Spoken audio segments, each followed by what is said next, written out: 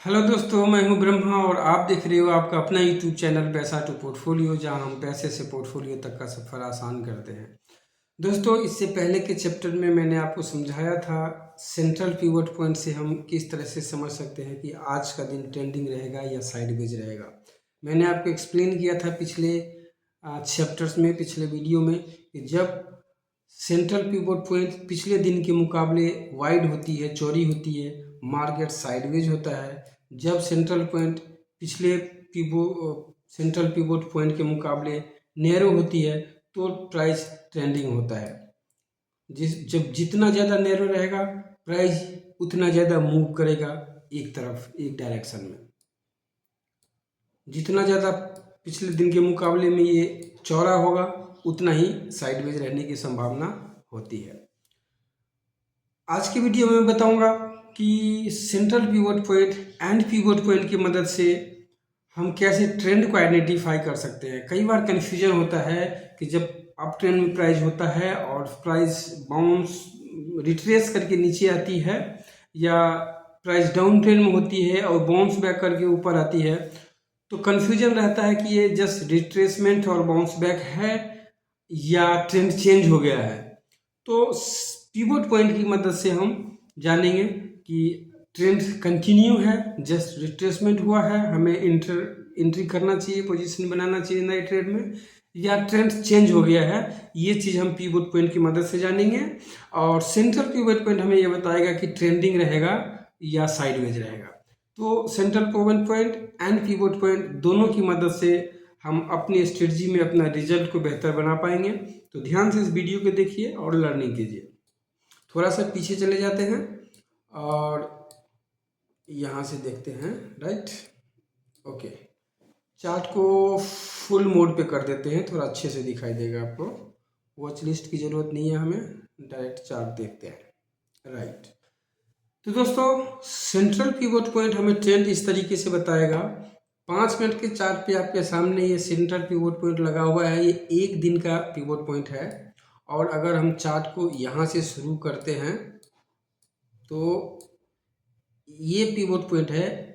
यहाँ पे पिछले पिवट पॉइंट के मुकाबले में जो नया पिवट पॉइंट बना वो नीचे बना, और कैंडल भी पिवट पॉइंट के नीचे है, ट्रेंड डाउन ट्रेंड है।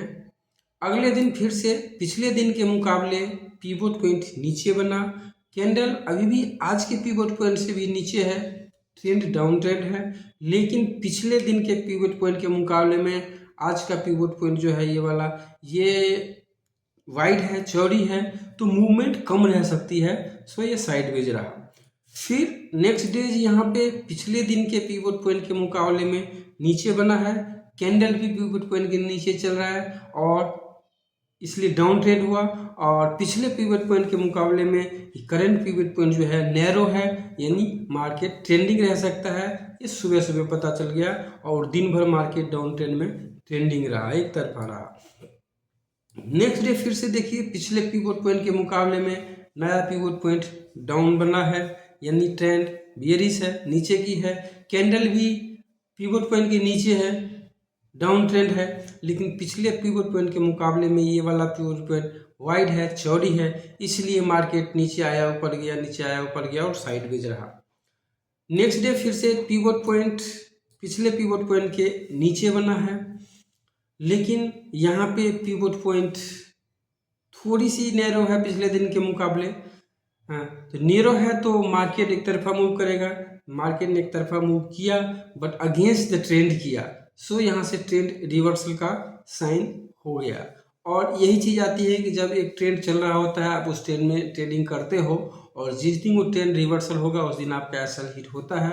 और इसीलिए पोजीशन साइजिंग, मनी मैनेजमेंट का रोल इंपॉर्टेंट हो जाता है। हमारे चैनल पे आपको उससे रिलेटेड भी वीडियो मिल जाएगा, तो चैनल से जुड़े रहिए, चैनल को सब्सक्राइब कर लीजिए, बेल आइकन को दबा दीजिए ताकि आने वाले सभी वीडियो की नोटिफिकेशन आपको मिले और आप अच्छे से लर्न कर सकें। तो अपने को स्टॉप लॉस एक्सेप्ट करने का भी जो है रखना चाहिए, उसको उतनी समझ डेवलप करना चाहिए ताकि हम स्टॉप लॉस को भी एक्सेप्ट कर सकें।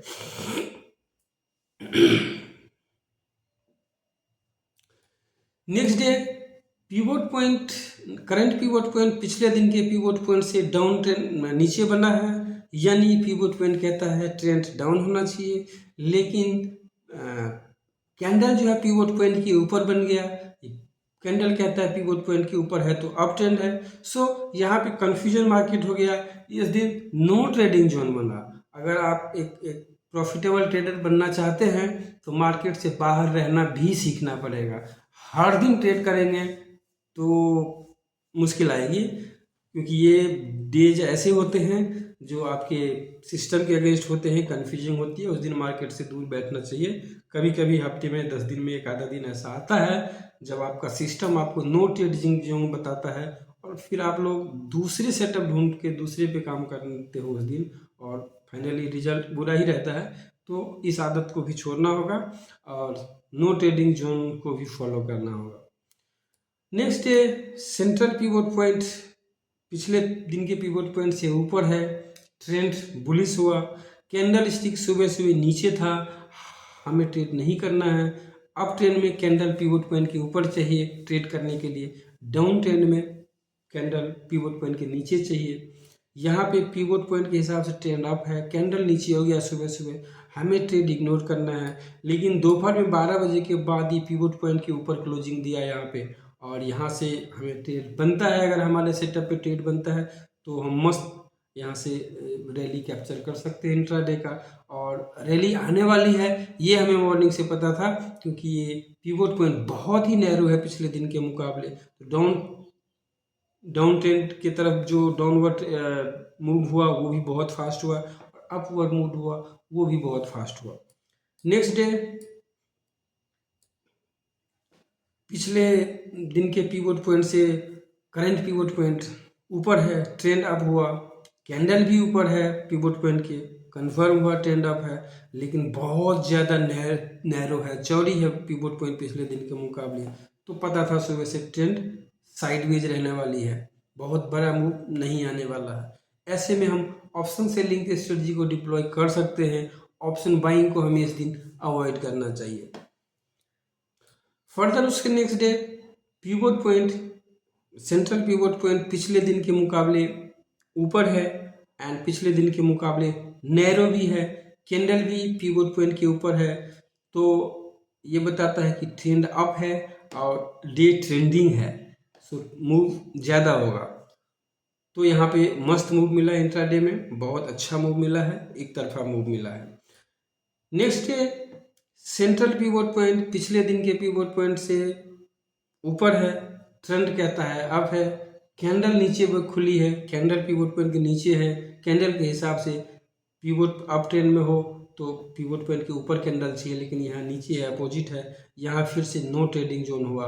अगर ट्रेड लिए होते तो दोनों तरह का एसएल हिट होता और कुछ भी नहीं। तो दोस्तों आपका जो भी सेटअप है, जिस भी सेटअप पे आप काम करते हो, उस सेटअप में आप सेंट्रल पिवोट पॉइंट को लगा के आप अपने लिए ये डिसाइड कर सकते हो कि आज हमारे लिए हमारे सेटअप के हिसाब से मार्केट रहने वाला है या आज हमारे सेटअप के हिसाब से मार्केट नहीं रहने वाला है। अगर आपके सेटअप के हिसाब से मार्केट रहने वाला है आप काम कीजिए, डिपेंड करता है आपका सेटअप कैसा है। हो सकता है आपका नॉन डायरेक्शनल स्ट्रेटजी हो तो आपको जिस दिन पिवोट पॉइंट वाइड हो, चौड़ी हो, वो दिन आपका होगा।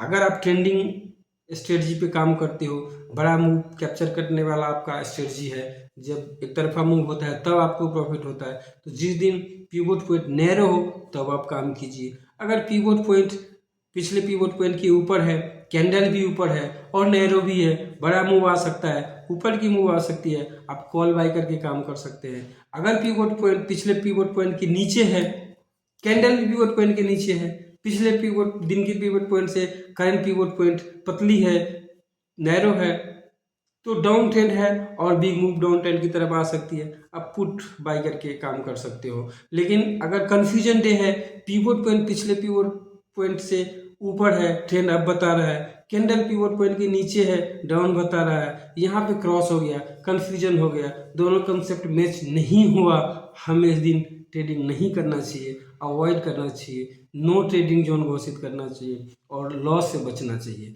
पिछले दिन हमने कमाया, उस कमाई को अगर आज हम लॉस करके डुबाए नहीं, बचा लें, तो वो भी हमारे लिए कमाई के बराबर ही होगा और हम अपने P&L को ग्रो होने में मदद कर सकते हैं। दोस्तों उम्मीद करता हूँ वीडियो समझ में आ रहा है, वीडियो से लर्निंग मिल रहा है। अगर कुछ भी समझ में आ रहा है, कुछ भी कन्फ्यूजन है तो कमेंट बॉक्स में सवाल कीजिए, आपको जवाब मिलेगा। नहीं तो वीडियो को लाइक कीजिए, चैनल को सब्सक्राइब कीजिए, वीडियो को अपने दोस्तों के साथ शेयर कीजिए, वो भी सीखेंगे और आपको दुआएं देंगे। वीडियो यहाँ तक देखने के लिए बहुत बहुत धन्यवाद।